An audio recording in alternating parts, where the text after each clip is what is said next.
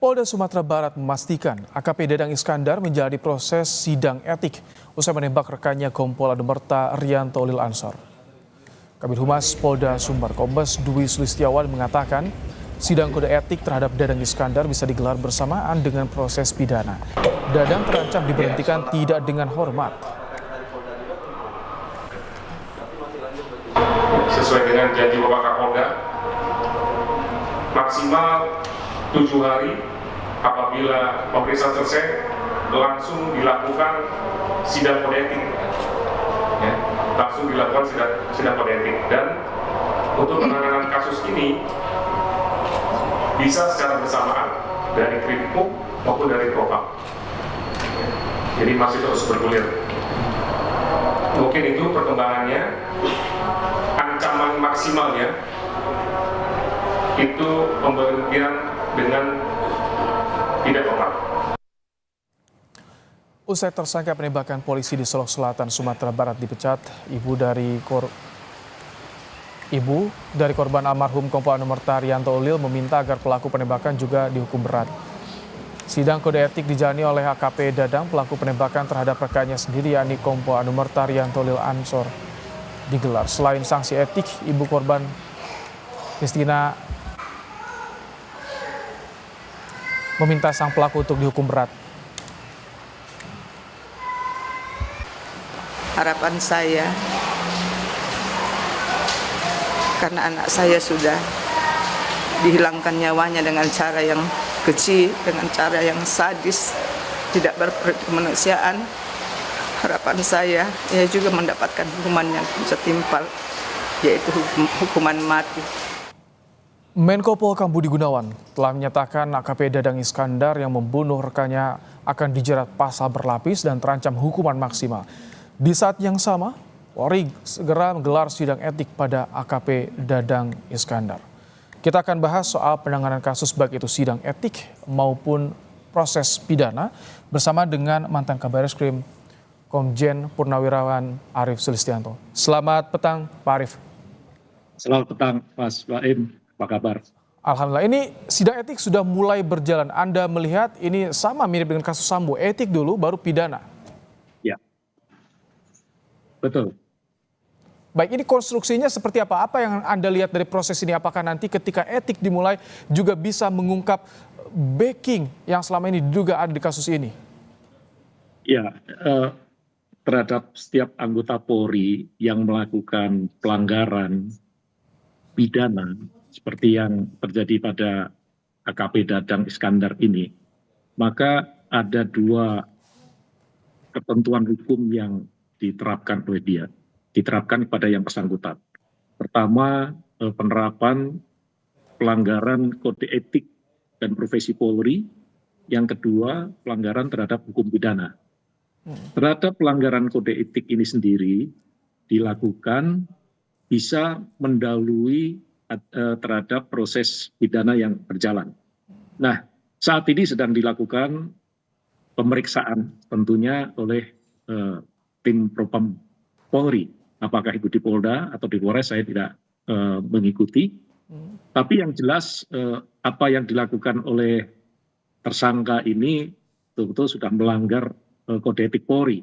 Ada 4 jenis etika di kode etik Polri itu: etika kenegaraan, etika kelembagaan, etika kemasyarakatan, dan etika kepribadian.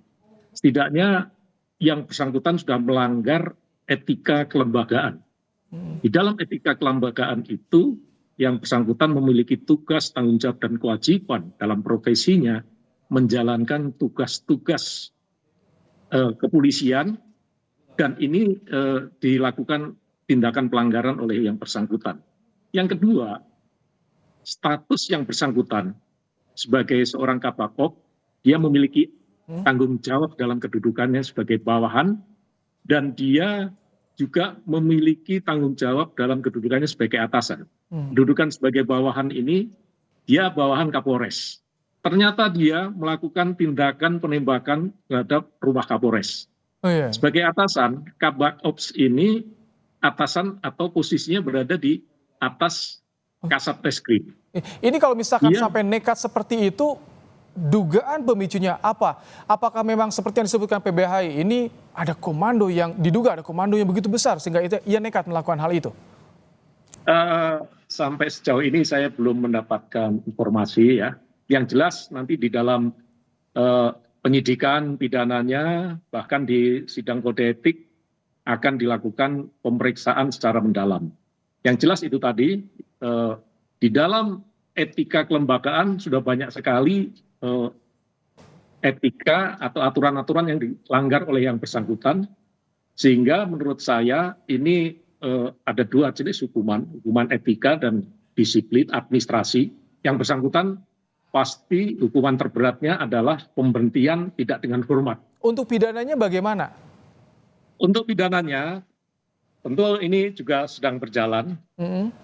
Yang harus dilakukan adalah mengkonstruksikan perbuatan apa saja yang dilakukan oleh tersangka ini.